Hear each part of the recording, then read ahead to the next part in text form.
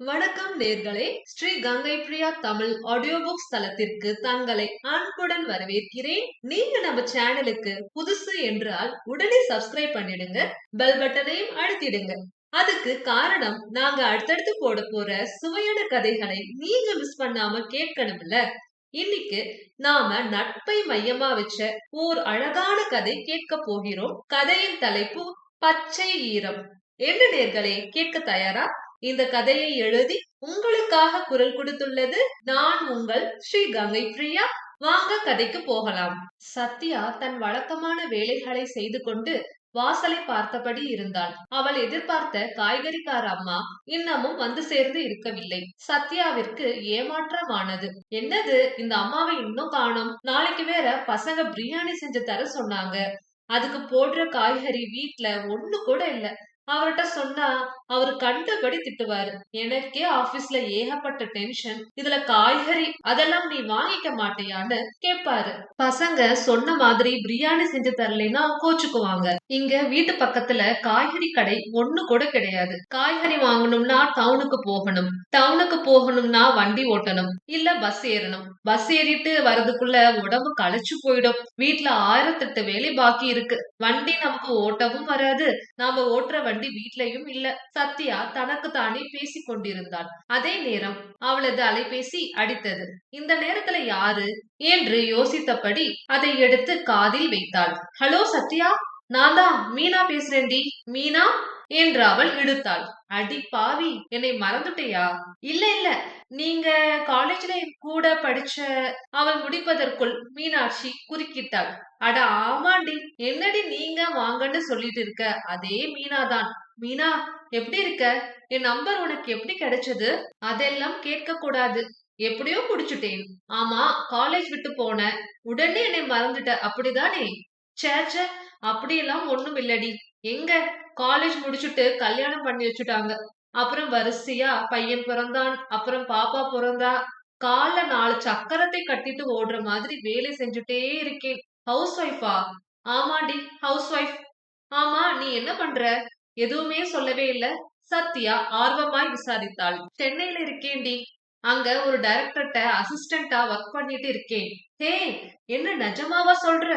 ஆமா சத்யா, இதுல என்ன பொய் சொல்றதுக்கு இருக்கு என்று கேட்டு மீனா சிரித்தாள். சான்ஸே இல்லடி, என்னால ஒரு வாசப்படிய கூட தாண்ட முடியல. நீ என்னடானா சென்னையில சினிமா துறையில இருக்கேன்னு சொல்ற. உங்க வீட்ல அதுக்கெல்லாம் ஒத்துக்கிட்டாங்களா? யார் ஒத்துக்கிட்டா? யாருமே ஒத்துக்கல. எங்க அம்மாவுக்கும் அப்பாவுக்கும் என் மேல செம கோவம். என்கிட்ட பேசுறது கூட நிறுத்திட்டாங்க. ஐயோ, அப்புறம் செலவுக்கு என்ன பண்ற?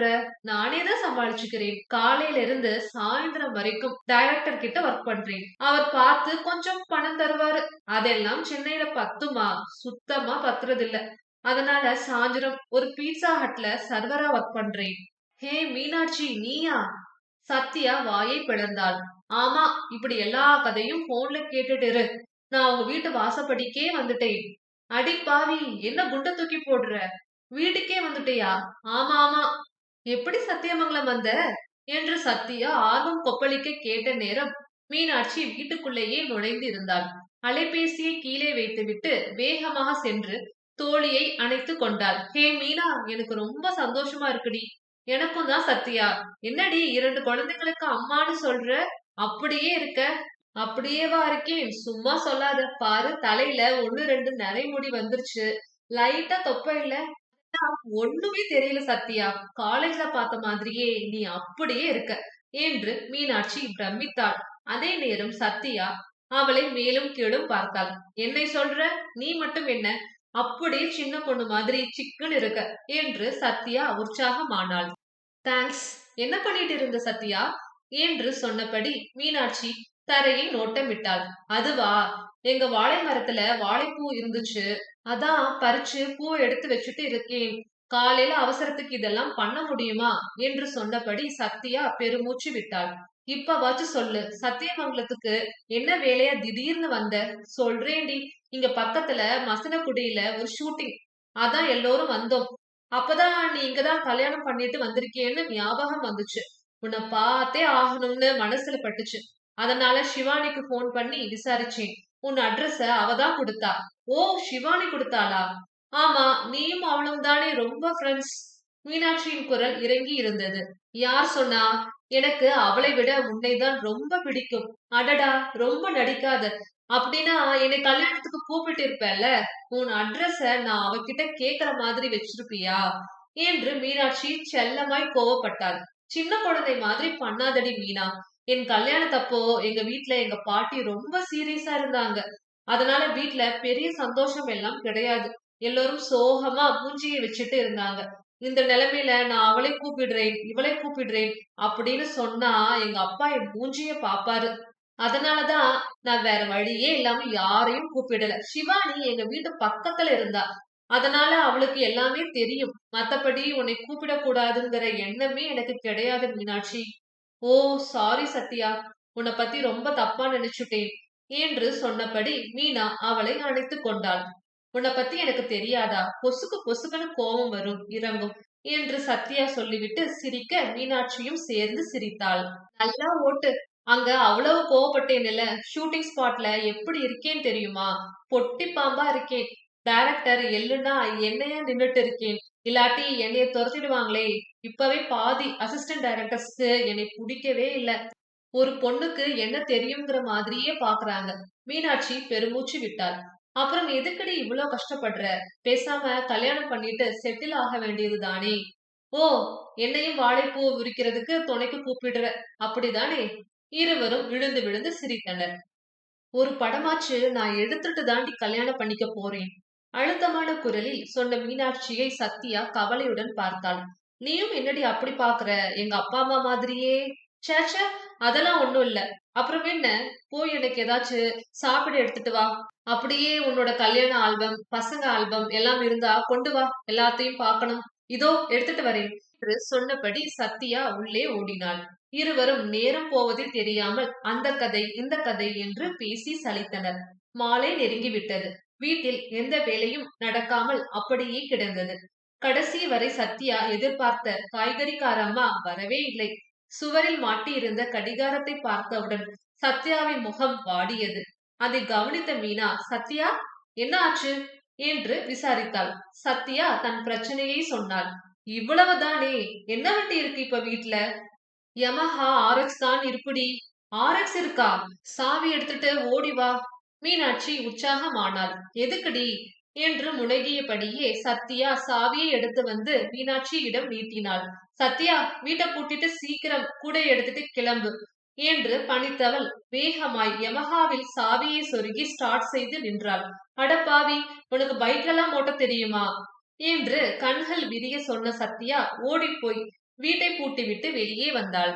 சத்யா சொன்ன இடத்தில் எல்லாம் மீனாட்சி நிறுத்தி அவளுக்கு தேவையானவற்றை வாங்கி கொடுத்தாள். கூடை நிறைந்து போனது. சத்யாவின் மனமும் நிறைந்து போனது. அப்பாடா, என் பிரச்சனை தீர்ந்தது. தேங்க்ஸ் மீனாட்சி. இதுக்கு போய் யாராவது தேங்க்ஸ் சொல்லுவாங்களா? மீனாட்சி சிரித்தாள். வீட்டுக்கு போலாமா? பசங்க வேன் வர நேரம் ஆயிடுச்சு. இதோ கிளம்பிடலாம் சத்யா என்று சொன்னபடி மீனாட்சி வண்டியை முறுக்கி கொண்டு ஓட்டினாள். சிறிது நேரத்தில் இருவரும் வீட்டை அடைந்து இருந்தனர். சரி, அப்ப நான் உங்க பசங்க வந்த உடனே பார்த்துட்டு கிளம்பட்டா? ஏன் கிளம்புற? இருந்துட்டு நாளைக்கு போவேன். அச்சச்சோ, இன்னைக்கு பர்மிஷன் வாங்குறதுக்குள்ளேயே டைரக்டர் காச்சு மூச்சுன்னு கத்தினார். அப்படியா என்று சத்யா சோகமாக கேட்டபடி தொடர்ந்தாள். சரி, நீ எனக்கு இவ்ளோ உதவி பண்ணிருக்க. நான் உனக்கு ஏதாச்சும் பண்ணணும். என்ன பண்ணட்டும் என்று சத்யா யோசனையுடன் கேட்டாள். அதான் வயிறு நிறைய ருசியா சாப்பாடு போட்டியேடி. அப்புறம் என்ன? அதெல்லாம் பத்தாது. உனக்கு பிடிச்சத நான் ஏதாச்சும் பண்ணணும் என்று சொன்னபடி பயங்கரமாக யோசித்தாள். மீனாட்சி அவளையே பார்த்தபடி இருந்தாள். ஏதோ நினைவு வந்தவளாக, நீ உட்காரு, டிவி பார்த்துட்டு இரு, நான் ஒரு 10 நிமிஷத்துல வந்துடுறேன் என்று சொன்னபடி வேகமாய் கொல்லை பக்கம் ஓடினாள். என்ன செய்றா என்று முனகியபடி தோளை லேசாக குலுக்கிவிட்டு மீனாட்சி தொலைக்காட்சியை பார்க்க தொடங்கினாள். சமையல் அறையில் இருந்து மிக்ஸி திருப்பும் சத்தம் கரக் கரக் என்று கேட்டது. ஏதோ அவசரமா ஸ்வீட் செய்யறாளோ? எனக்கு இனிப்பு ரொம்ப பிடிக்கும். மீனாட்சி யூகிக்க தொடங்கினாள். சில நிமிடங்களில் திரும்பிய சத்யா தன் கையை பின்பக்கம் மறைத்து வைத்திருந்தாள். மீனாட்சி, கண்ணை மூடிக்கோ என்று சொன்னாள். எதுக்குடி? சொன்னா கேட்கணும். இப்ப கண்ண மூடுறியா என்ன? நான் சொல்ற வரைக்கும் திறக்க கூடாது.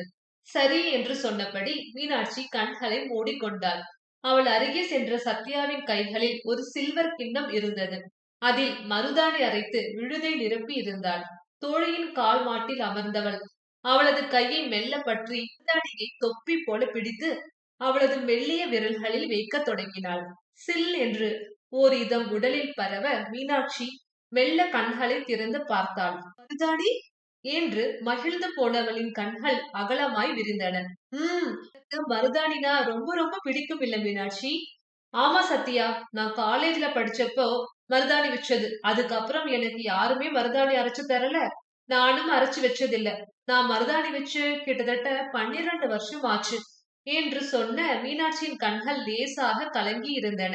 இது நல்லா சிவக்குமா சத்யா? ரொம்ப அருமையா சிவக்கும் மீனாட்சி.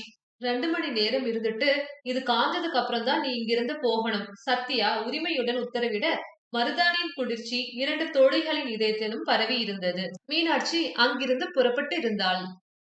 1 மாதம் ஓடியிருக்க மீனாட்சியிடமிருந்து சத்யாவிற்கு ஒரு கொரியர் வந்திருந்தது. சத்யா அதை ஆவலுடன் பிரித்து பார்த்தாள். உள்ளே ஒரு கடிதமும் பத்திரிகை புத்தகமும் இருந்தன. சத்யா, புத்தகத்தின் பக்கம் 25 பார்த்துட்டு வந்து மீதியை படிக்கவும் கடிதம் சொன்னது. அவசரமாய் புரட்டி அந்த பக்கத்தை அடைந்தாள். பச்சை ஈரம் எனும் தலைப்பில் 2 பக்க கவிதை பிரசுரமாகி இருந்தது. அடியில் அடற்கருப்பு நிறத்தில் சத்யா என்ற அவள் பெயர். சத்யாவிற்கு கண்கள் கலங்கிவிட்டன. நேராக கடிதத்திற்கு வந்தவள் விட்ட இடத்திலிருந்து தொடர்ந்து வேகமாய் படித்தாள். நீ கல்லூரி காலத்தில் அழகாய் எழுதுவாய் என்பதை நான் அறிவேன். ஏனோ நீ தொடரவில்லை. இந்த கவிதை நீ கல்லூரியை விட்டு பிரியும் நேரத்தில் ஞாபகமாக என் டைரியில் எழுதியிருந்தது. பிரிவின் முனையிலும் அன்பு பச்சை ஈரம் போல காயாமல் இருக்கும் என்று எழுதியிருப்பாய். உன்னை சந்தித்து வந்ததும் ஏனோ புரட்ட தோன்றியது சத்யா. இதை எனக்கு தெரிந்த ஒரு பத்திரிகைக்கு அனுப்பி வைத்தேன். உடனே தேர்வாகி விட்டது. வாழ்த்துக்கள். Keep writing Sathya. மீனாட்சியின் வார்த்தைகளை படித்த சத்யாவிற்கு தன் நெஞ்சுக்குள் உறைந்திருந்த எழுத்து ஈரம் உருகி பச்சை நரம்புகளில் பாய்வது போல இருந்தது. முற்றும். உங்களுக்கு இந்த கதை பிடிச்சிருந்துச்சா? ஒரு உண்மையான நட்பு கிடைச்சதுன்னா அது நம்ம வாழ்க்கையே அழகா மாத்திடும். உங்க லைஃப்ல இப்படி யாராச்சும் ஒரு நல்ல நட்பு இருக்கா? அப்படி இருந்தா அவங்க பேர் என்னன்னு கமெண்ட் பண்ணுங்க. அப்படியே இந்த கதையை உங்களோட நண்பர்களுக்கும் பகிர்ந்து விடுங்கள். மீண்டும் இன்னொரு அழகான கதையில் சந்திக்கிறேன். அன்புடன் ஸ்ரீ கங்கை பிரியா. நன்றி.